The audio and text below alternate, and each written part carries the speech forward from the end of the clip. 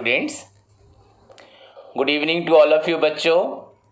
Previous class में we started the new topic that is redemption of preference share, that is redemption of redeemable preference share. In fact हम preference share भी बोल सकते हैं, सभी को मालूम है। एंड उसके साथ हम लोगों ने फर्स्ट 4 पॉइंट पढ़े थे, what are the provisions regarding the redemption of preference share बच्चों। एंड जो रेस्ट पॉइंट थे आज उसको पढ़ने जा रहे हैं। पर बच्चों मैं आपको एक बात बता दूं, ये क्वेश्चन आपका बहुत इंपॉर्टेंट क्वेश्चन है। मैं पहले हर बार बोलता हूं एंड एज यू नो कि मैं हमेशा ही मैक्सिमम क्वेश्चन को इंपॉर्टेंट बोलता हूं। इसका मतलब भी कुछ है कि सच में ये एग्ज़ाम के लिए बहुत ज़रूरी होता है। एंड ये जो क्वेश्चन है रिडम्पशन, बेसिकली स्टूडेंट्स नहीं पढ़ते, ध्यान नहीं देते। इसका थ्योरी पार्ट के साथ प्रैक्टिकल प्रॉब्लम पार्ट भी है। प्रैक्टिकल प्रॉब्लम में आपको बाद में करवाऊंगा एक दो, पर आज और जो कल हम पढ़े थे वो थ्योरी पार्ट है, और 2-3 प्रॉब्लम भी आपको एग्ज़ाम के लिए प्रिपेयर करवा दूंगा। पर बच्चों आपको ध्यान से समझना है पहली चीज़ कि आपका रिडम्पशन ऑफ प्रीफरेंस शेयर क्या होता है, एंड रिडम्पशन ऑफ डिवेंचर भी आएगा, वो हमें इतना ज़रूरी नहीं है। पर बच्चों पहली बात तो मैंने आपको प्रीवियस क्लास में जो बोला था उसको मैं फिर से डिस्कस कर रहा हूँ, और आपको उस चीज़ को बहुत ध्यान रखना है, बहुत ही अच्छी तरीके से याद रखना है, तभी जाके आप आगे बढ़ पाओगे। सो डियर स्टूडेंट्स, ध्यान से सुनो क्लास को। सो बच्चों ध्यान से सुनो सभी क्लास को, पूरी तरह से एंड तक सुनो। तो पहले बात बच्चों आपको मैंने बताया था, शेयर होल्डर्स जो होते हैं ओनरशिप सिक्योरिटी या ओनर्स फंड से रिलेट करते हैं। इसका मतलब अगर वो जो पैसा कंपनी को देते हैं वो पैसा कभी वो कंपनी से ले नहीं सकते, फर्स्ट ऑफ ऑल। तो इसमें क्या है, अगर आप ओनरशिप लेते हैं शेयर होल्डर होके, तो आपका मनी कभी कंपनी रिफंड नहीं करेगी। लिक्विडेशन में कंपनी बंद होने से पहले, हम लिक्विडेशन चैप्टर भी यहाँ पढ़ेंगे कंपनी अकाउंट्स में। पर अगर कंपनी में अगर कंपनी किस तरह से किसी का पैसा रिटर्न करती है, तो उसके लिए कंपनी को कोर्ट का परमिशन चाहिए, उसके बिना नहीं कर सकती। फिर और एक बात बताया था, अगर ये पैसा प्रीफरेंस शेयर होल्डर को रिटर्न करना है, रिफंड करना है बच्चों, तब कंपनी को कोर्ट की कोई भी परमिशन की जरूरत नहीं है। हम इसे पढ़े थे लास्ट क्लास में।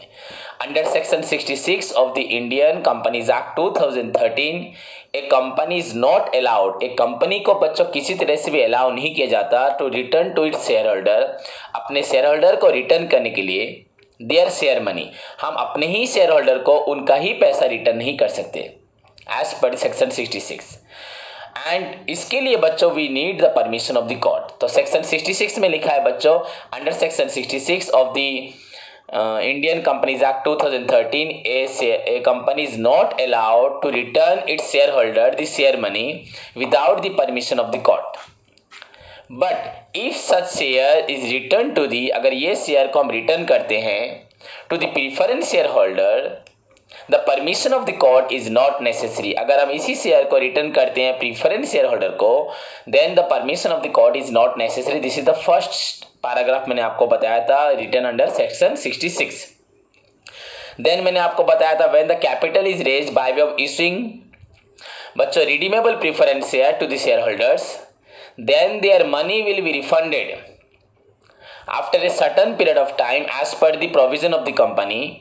अगर कंपनी पैसा रेज करती है रिडीमेबल प्रीफरेंस शेयर इशू करके, तब उनका पैसा कंपनी मस्ट रिफंड कर देती है after a certain period of time, जो भी कंपनी का रूल्स रेगुलेशंस होता है, and before the liquidation of the company, company की लिक्विडेशन होने से पहले, मतलब ड्यूरिंग द लाइफ टाइम में रिटर्न कर देती है। अगर कोई भी पैसा रिडीमेबल प्रीफरेंस शेयर से लिया जाता है, तो उनका मनी कंपनी की लाइफ टाइम के अंदर after a certain period of time के बाद एंड लिक्विडेशन से पहले बच्चों रिफंड हो जाता है, आपको मैंने बताया था। एंड ये रिफंड होता है either out of the profit और out of the fresh issue of share से होता है। ओके फिर बच्चों मैंने आपको और एक पॉइंट बताया था, ये इंट्रोडक्शन पार्ट में, पहला तो 66 में बताया, उसके बाद मैंने ये वाला लाइन बताया, अगेन मैंने आपको एक लाइन बताया था बच्चों, याद करो। सो ये पॉइंट था, a company cannot issue redeemable preference share which are to be redeem after the expiry of 20 years. शायद आपको समझ में आया होगा, नहीं आया तो फिर ध्यान से सुन लो। पहली बात तो कंपनी रिडीमेबल प्रीफरेंस शेयर का पैसा कंपनी बंद होने से पहले लाइफ टाइम के अंदर एक सर्टेन पीरियड के बाद दे देगी। पर थर्ड पॉइंट जो था वो बोल रहा है, क्लियरली डिफाइन कर रहा है, स्टेट कर रहा है कि रिडीमेबल प्रीफरेंस शेयर का पैसा 20 ईयर्स के अंदर रिफंड हो जाएगा, या कोई भी रिडीमेबल प्रीफरेंस शेयर 20 ईयर्स के बाद रिडीमेबल नहीं होता, उससे पहले ही हो जाता है। मतलब एक कंपनी, बच्चों क्लियरली बोल रहा है, company cannot issue redeemable preference share whose date of redemption, period of redemption बच्चों exceeding 20 years, जिसका redemption period 20 साल से ज़्यादा होता है। So this is all about बच्चों the introduction part, और कुछ नहीं था। Now we shall discuss about, हमने भी पढ़ चुके हैं हम ऑलरेडी, फिर से बोल रहा हूँ कि व्हाट आर द प्रोविजन। तो प्रोविजंस क्या है, क्लियर। 3 पॉइंट जो पहले थे उसको अच्छे से याद रखना, बार बार रिपीट कर रहा हूं, बार बार बस तुम्हारे लिए। पहला पॉइंट 66 में लिखा है, कोई भी कंपनी बिना कोर्ट के परमिशन के अपने शेयर होल्डर का पैसा रिटर्न नहीं कर सकती, पर अगर वो पैसा उन्होंने प्रीफरेंस शेयर होल्डर से लिया होगा तो रिफंड कर सकती है, उसके लिए कोर्ट की परमिशन की जरूरत नहीं है। सेकेंड चीज बोला, अगर कंपनी पैसा लेती है रिडीमेबल प्रीफरेंस शेयर से तो उनका पैसा कंपनी लिक्विडेशन से पहले लाइफ के अंदर, कंपनी की जो ड्यूरेशन के अंदर कभी भी सर्टेन पीरियड के बाद रिफंड कर देगी, एंड ये प्रॉफिट से या नया शेयर इशू करके होगा। ये दूसरा पॉइंट था। थर्ड पॉइंट जो आपका है बच्चों, वो क्लियरली मेंशन कर रहा है कि आज की डेट में कोई भी कंपनी रिडीमेबल प्रीफरेंस शेयर का जो रिडीमेबल पीरियड होता है, रिडम्पशन पीरियड होता है, पैसा रिफंड का पीरियड होता है, वो कभी भी किसी भी तरह से 20 ईयर से ज्यादा नहीं हो सकता। एंड अब बच्चों the section 55 of the Indian companies act 2013 clearly stated what are the provisions to be followed for the redemption of preference share. Provisions क्या क्या हैं, हमारा क्वेश्चन भी है बच्चों यही, what do you mean by redemption of preference share and what are the provisions. बच्चों redemption of preference share है, रिडीमेबल भी नहीं है, पर अभी आपको बता देता हूं, कल भी बताया था, फिर से बताता हूं। तो व्हाट आर द प्रोविजंस बच्चों, तो पहला पॉइंट बच्चों है, no company listed by share, जिस कंपनी का शेयर लिस्टेड स्टॉक एक्सचेंज में लिखा हुआ है, साल कमेंस जो स्टार्ट हुई है आफ्टर दी कंपनीज एक्ट 2013 बच्चों, issue any preference share which are irredeemable. आज की डेट में 2013 के बाद कोई भी कंपनी जो स्टार्ट हुई है जिसका शेयर लिस्टेड है, ऐसा शेयर इशू नहीं कर सकती जो इरेडीमेबल होगा। मतलब आज की डेट में सारे प्रीफरेंस शेयर बच्चों रिडीमेबल है, इसलिए तो टॉपिक का नाम हुआ रिडम्पशन ऑफ प्रीफरेंस शेयर। आपका सारा शेयर रिडीमेबल है, preference share, not equity share. So no company listed by share and commence after the Companies Act 2013 shall issue any preference share which are of irredeemable। कोई भी ऐसा preference share issue नहीं कर सकती जो irredeemable होगा, जिसका पैसा रिफंड नहीं किया जाएगा, तो सबका पैसा रिफंड होगा। सेकेंड पॉइंट बच्चों मैंने आपको बताया था, no company listed by share shall commence after the companies act 2013, same line था, shall issue any redeemable preference share whose period of redemption exceeding 20 years। ऐसा भी कोई रिडीमेबल प्रीफरेंस शेयर नहीं होगा जिसका रिडम्पशन पीरियड बच्चों 20 साल से ज्यादा होगा। मतलब सारे प्रीफरेंस शेयर तो रिडीमेबल होंगे एंड सभी का रिडम्पशन पीरियड मैक्सिमम 20 इयर्स होगा। 20 से कम हो सकता है, बहुत कम हो सकता है, 20 इयर्स हो सकता है, बट 20 इयर्स से बच्चों ज्यादा नहीं हो सकता। सो बच्चों दिस इज आपका सेकेंड पॉइंट है बच्चों, no company listed by share commence after the Companies Act 2013 issue any redeemable preference share whose period of redemption बच्चों exceeding 20 years। Then third point, in order to redeem the preference share, अगर आप preference share को redeem करना चाहते हैं, remember that बच्चों याद रखना, the share must be fully paid up. अगर आपने XYZ ने, किसी ने भी बच्चों X ने 10,000 शेयर खरीदे 10 रुपीज करके, तो उन्होंने एप्लीकेशन का पैसा दिया होगा, अलॉटमेंट का पैसा दिया होगा, कॉल्स का पैसा भी दिया होगा।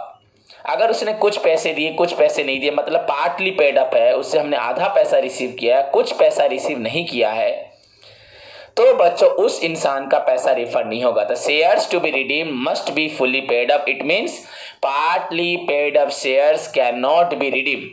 शेयर्स टू बी रिडीम्ड, बच्चों शेयर को रिडीम होने के लिए must be fully paid up होना चाहिए and partly paid up share can not be redeem नहीं हो सकता।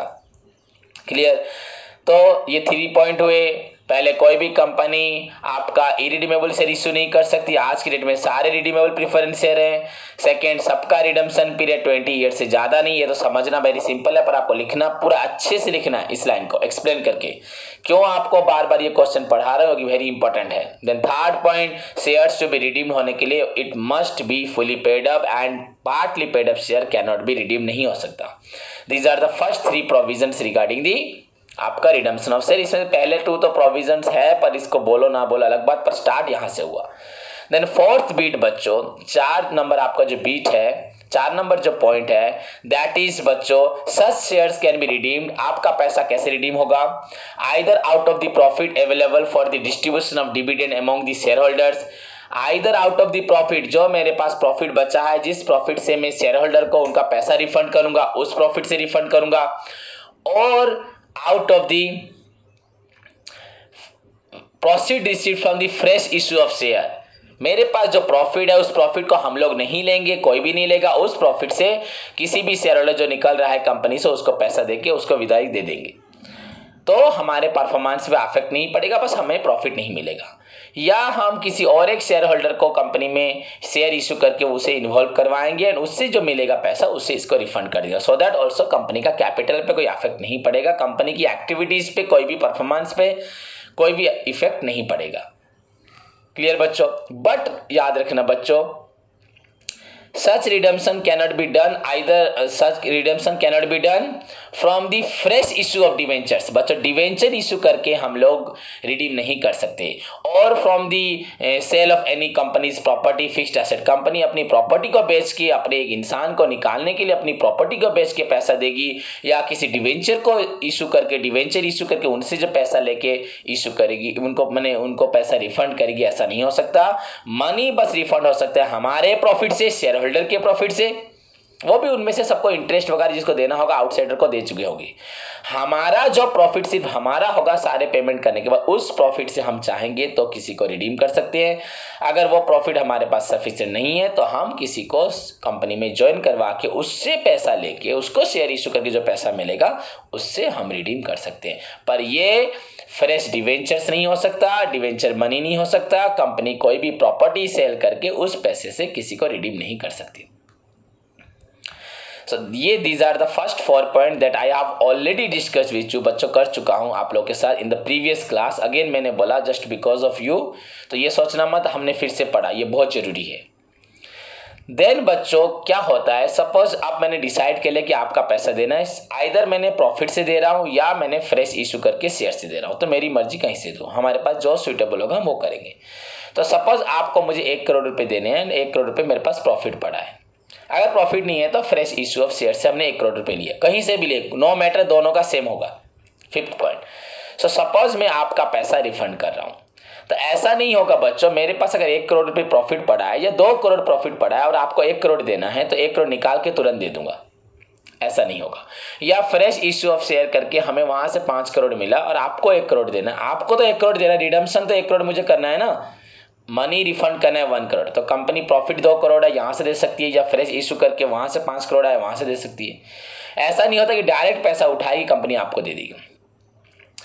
सो बच्चों यहां पे 5th पॉइंट है, when shares are redeemed out of the profits, जब शेयर रिडीम होते हैं बच्चों out of the profit available for the distribution of dividend, जब शेयर्स रिडीम होते हैं बच्चों, शेयर रिडीम होता है आउट ऑफ द प्रॉफिट, बच्चों प्रॉफिट से हो या फ्रेश इश्यू से, मैंने आपको बोला, पर क्लोज में आपका लिखा है, मैंने आपका न्यू बुक्स देखा तो उसमें बच्चों लिखा हुआ है, अगर आपका शेयर रिडीम होता है out of the profit, direct आप पैसा उठा के नहीं दे सकते, हमारे पास प्रॉफिट है पर उस प्रॉफिट को हम डायरेक्टली नहीं दे सकते।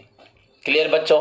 तो आपको क्या करना है, पहले आप एक अकाउंट खोलोगे, आपको क्या रिडीम करना है, कैपिटल, प्रीफरेंस शेयर कैपिटल। आप तो आप नहीं बोल सकते बस रिडीमेबल प्रीफरेंस शेयर कैपिटल, वो तो प्रीफरेंस सारे ही प्रीफरेंस शेयर रिडीमेबल हैं 2013 के बाद से, तो 13 से पहले जो थे वो चलेंगे, उनको भी इस तरह से रिडीम होगा। सो बच्चों आपको जितना पैसा रिडीम करना है, जिसका पैसा आपको रिफंड करना है, आप सपोज 2 करोड़ प्रॉफिट है तो उसमें से 1 करोड़ आपको रिफंड करना है, तो 1 करोड़ निकाल के आप उस पैसे को कैपिटल रिडम्पशन रिजर्व अकाउंट में ट्रांसफर करेंगे। एक अकाउंट खोलेंगे, सपोज बैंक में अकाउंट खोला, उस अकाउंट का नाम होगा capital redemption, capital return, redemption माने रिटर्न, रिजर्व अकाउंट, रिजर्व मतलब सेविंग अकाउंट। हमें जितना पैसा किसी को रिफंड करना, अगर हम जानते हैं कि हमें जुलाई में किसी को रिफंड करना है तो इस बार के प्रॉफिट से उतना पैसा निकाल के हम एक जगह पे सेव कर देंगे। उस अकाउंट का नाम है कैपिटल रिफंड मतलब रिडम्पशन रिजर्व अकाउंट, उसमें हमने पैसा रख दिया। क्लियर बच्चों? अब जिस दिन उसका टाइम आएगा देने का, हम उस अकाउंट से पैसा निकाल के उसको देंगे। देखो बच्चों, डायरेक्ट प्रॉफिट से निकाल के नहीं देंगे, हम उस पैसे को, जितना पैसा रिफंड करना है उतना मनी हम रखेंगे separately capital redemption reserve account में, एंड जिस दिन देना होगा वहां से पैसा दिया जाएगा। इसका मतलब बच्चों इससे क्यों होता है? ऐसा होने से ये मालूम पड़ता है कि हमने जो प्रॉफिट निकाल के रखा था सभी के प्रॉफिट से, वो प्रॉफिट एग्जैक्टली उसी पर्पज के लिए ही हुआ जिस पर्पज के लिए हमने निकाला था। जब बैंक से पैसा रिफंड होगा, बैंक भी क्लैरिफिकेशन देगी हमने किसी का पैसा रिफंड कर दिया। तो बच्चों हमारा प्रॉफिट जो है किसी अदर पर्पस के लिए यूज नहीं हुआ, ये हमारे प्रॉफिट को प्रोटेक्ट करने के लिए, हमारा प्रॉफिट को मिसयूज से बचाने के लिए।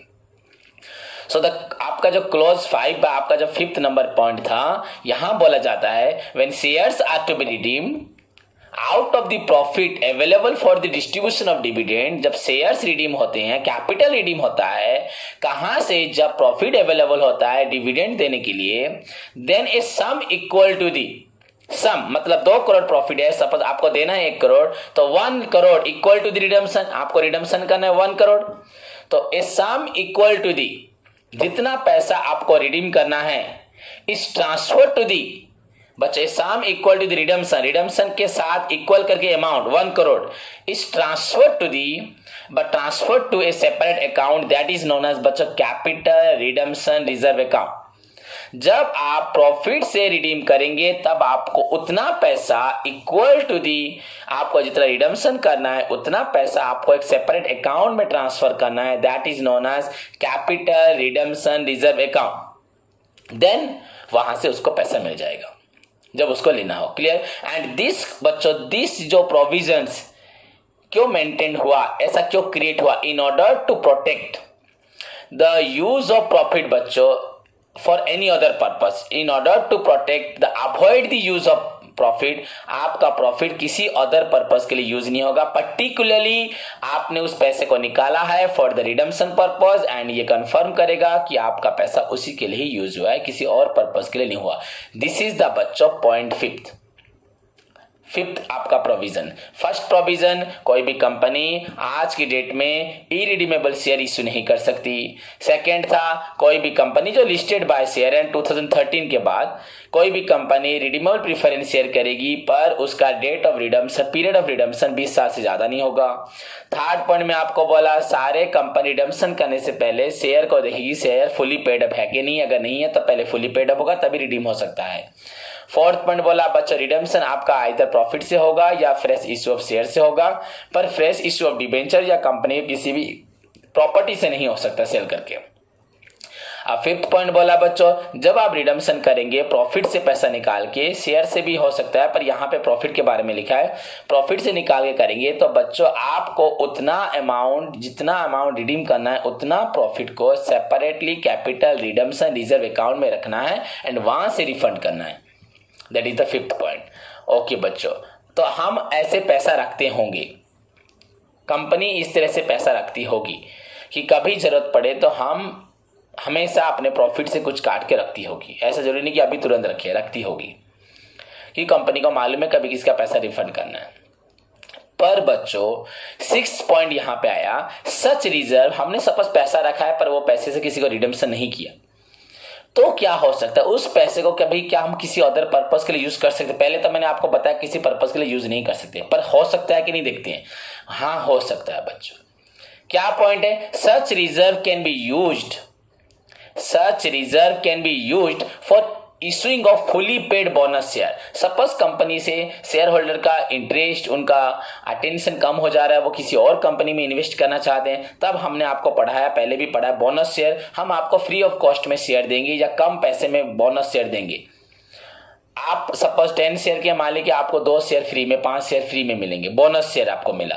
तो कंपनी कभी, देखो ये रिजर्व तो रखा है पैसा रिटर्न करने के लिए ना, तो इस पैसे को कंपनी चाहे तो बोनस शेयर को इशू करने में यूज कर सकती है।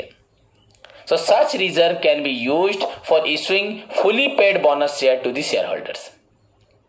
शेयर होल्डर को फुली पेड बोनस शेयर देने के लिए इस पैसे को कंपनी यूज कर सकती है। एंड बच्चों याद रखना, this account can not be reduced. ये जो मनी है, चाहे आइदर आपने किस लिए यूज किया, कैपिटल को रिडीम करने में यूज किया, रिफंड करने में, या आपने अभी मैंने आपको 6 नंबर पॉइंट बताया, such money can be used for the issuing of fully paid bonus share. अगर शेयर होल्डर को फुली पेड बोनस शेयर देना चाहते हो तो इसके लिए यूज हो सकता है।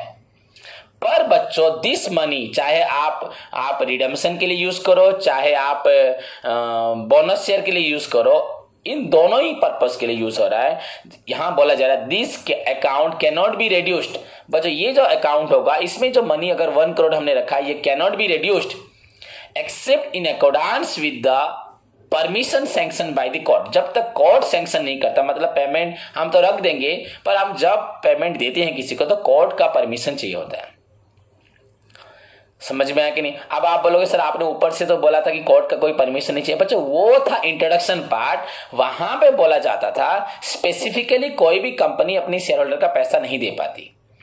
पर अगर ये पैसा without the permission of court, अगर ये प्रीफरेंस शेयर को देना है तो कोर्ट की परमिशन की जरूरत नहीं है।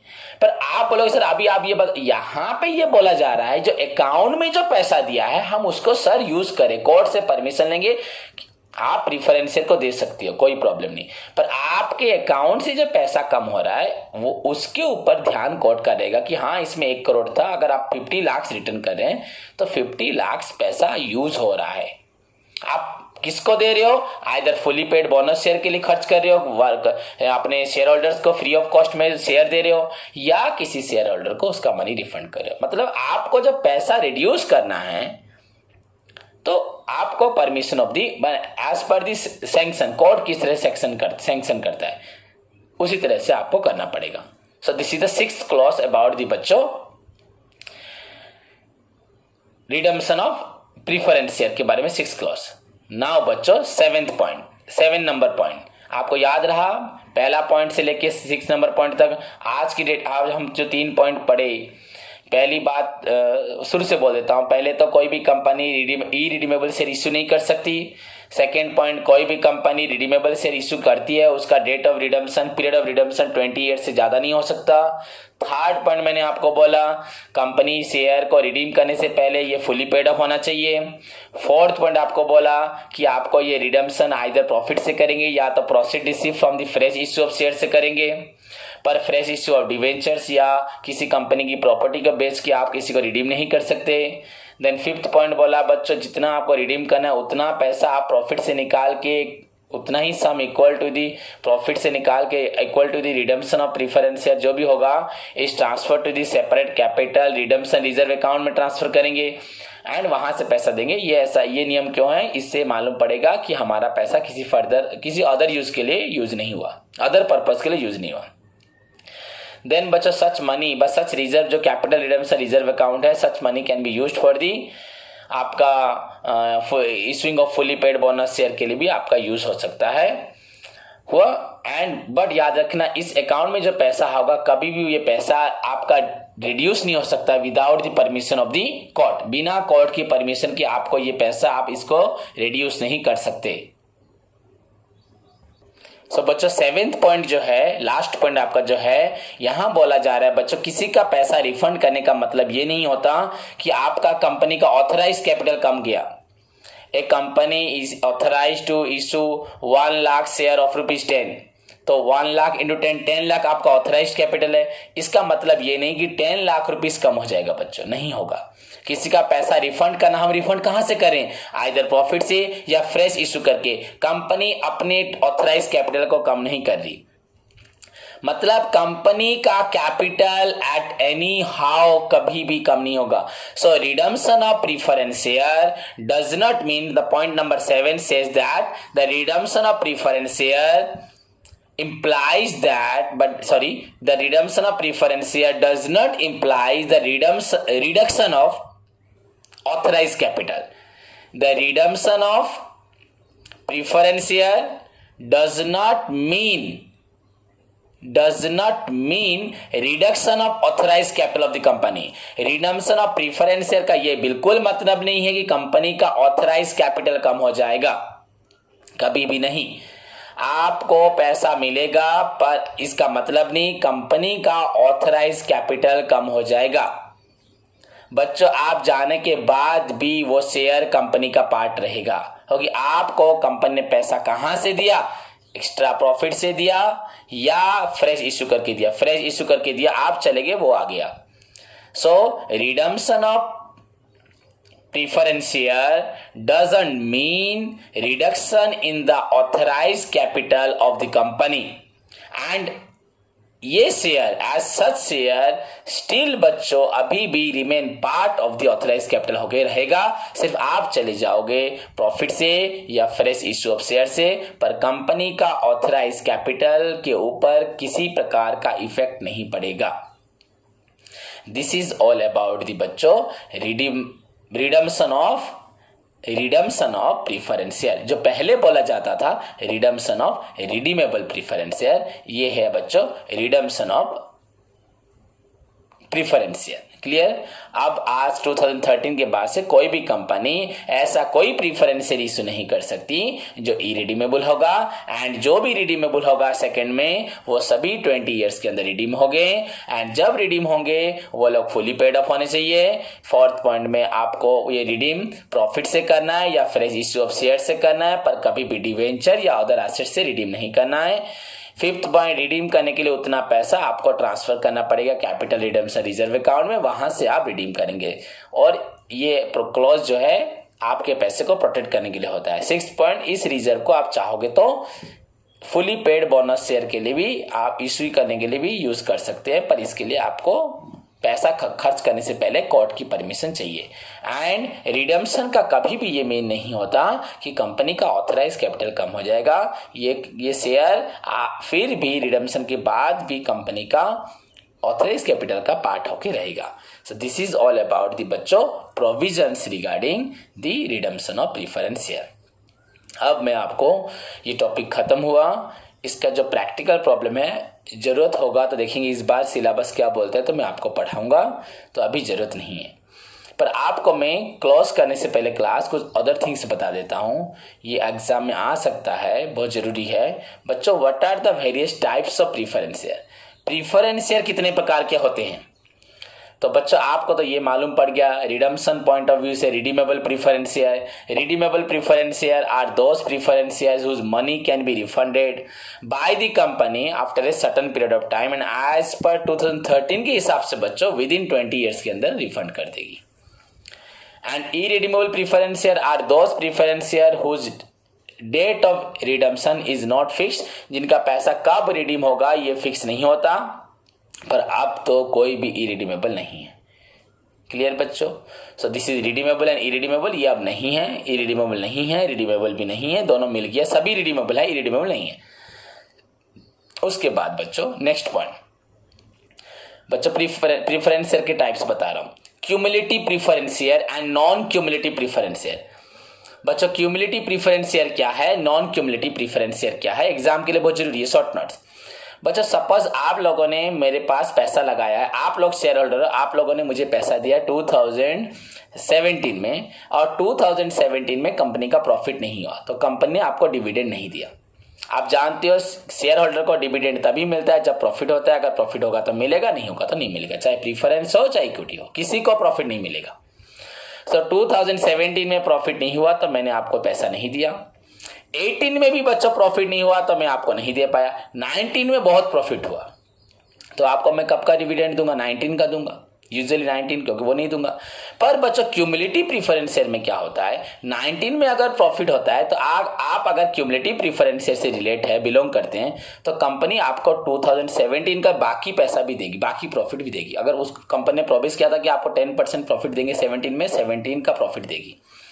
देन 18 अगर पैसा है तो 18 का देगी, अगर और भी है तो 19 का देगी। अगर 19 के लिए पैसा नहीं है तो 20 में जब पैसा को देगी। मतलब आपका जो डिविडेंड है आपको कभी ना कभी मिलेगा। ये जो बात थी, हमारी पॉइंट थी कि प्रॉफिट होने से ही डिविडेंड मिलता है, नहीं होने से नहीं मिलता है, ये बात यहां पे आपका गलत हो गया। तो क्यूमुलेटिव प्रीफरेंस शेयर आर दो शेयर बच्चों जैसे ऐसे शेयर हैं जिनके पास हक होता है कि कंपनी को अगर प्रॉफिट नहीं होता एंड जब प्रॉफिट होता है उनको वो जो प्रॉफिट जब नहीं हुआ था, उनको जो पैसा नहीं मिला था, जब प्रॉफिट होगा उस वक्त उनको वो आपका प्रीवियस एरियर या आउटस्टैंडिंग पैसा मिल जाएगा। पर इसका अमाउंट भी ज्यादा होगा। आप सोचो उधर सारे लोग सर दुनिया में क्यूमुलेटिव में इन्वेस्ट करेंगे, ऐसा नहीं, उसका अमाउंट भी ज्यादा होगा। So cumulative preference share are those preference share which have a right over the all arrears of dividend, outstanding dividend, जिनके पास सारे हक होंगे सारे arrears dividend के लिए। So उनको जब profit, if company had no profit they are not paid, but suppose example दे रहा हूँ, if company had no profit in the year 2017-18 and company had sufficient profit in the 19, then dividend is first paid for the 17, then 18, उसके बाद अगर पैसा बचता है तो company बच्चों 19 के लिए देगी और इट इज कैरिड फॉरवर्ड हो जाएगा नेक्स्ट ईयर के लिए। Clear? So this is known as cumulative debentures and usually सारे डिवेंचर कैसे क्यूमुलेटिव प्रीफरेंस है। अब बच्चा नॉन क्यूमुलेटिव क्या होता है, जिनके पास कोई हक नहीं होता, यूजुअली किसी के पास हक नहीं होता। So non cumulative preference share are those preference share which have no such right over the any arrear, which have no such right of any arrear dividend के ऊपर किसी का हक नहीं होता। They are paid only when company has sufficient profit, if company has no profit then they are not paid. Clear? जैसे ही हमेशा होता है। So this is the second category, redeemable, irredeemable, cumulative, non cumulative. बच्चों third point, participative, non participative. बच्चों participative non participative क्या है? Participative में एक्चुअली देखो प्रीफरेंस शेयर, सपोज आपको बोला गया कि कंपनी आपको 10% डिविडेंड देगी, तो कंपनी के पास प्रॉफिट हुआ, बहुत प्रॉफिट हुआ, तो आपको 10% ही दिया जाएगा। कम होने से भी 10% ही मिलेगा अगर पैसा है, तो नहीं होगा तो नहीं मिलेगा। सो 10% आपको डिविडेंड मिलेगा पहले, इक्विटी शेयर से पहले। पर बच्चा पार्टिसिपेटिव में क्या होता है, जो लोग पार्टिसिपेटिव में होते हैं उनको 10% डिविडेंड मिलता है। उसके बाद बच्चों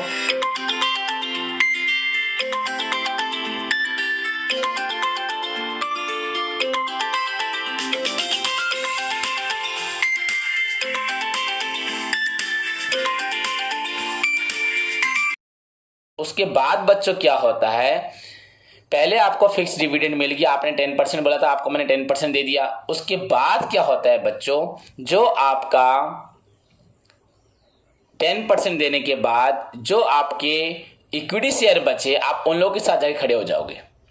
कंपनी सारा पैसा जो बचा होगा 10% देने के बाद वो इक्विटी शेयर को देगी ना, तो इक्विटी शेयर को बांटते वक्त आप उन लोगों के हिस्से में भी भाग ले सकते हो।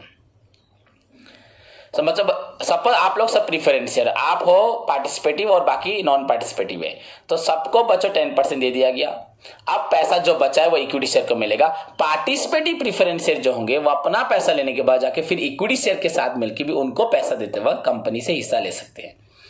So बच्चों participative preference share are those preference which have a right to get a fixed rate of dividend first, जिनके पास हक है कि पहले fixed rate of dividend लेंगे, then they can take part in the surplus, अगर company के पास बहुत ज्यादा अर्निंग है then they can take part in the dividend, surplus जरूरत नहीं, then they can take part in the dividend which is distributed among the equity shareholder, जो equity shareholder को dividend देंगे उसमें भी वो भाग ले सकते हैं।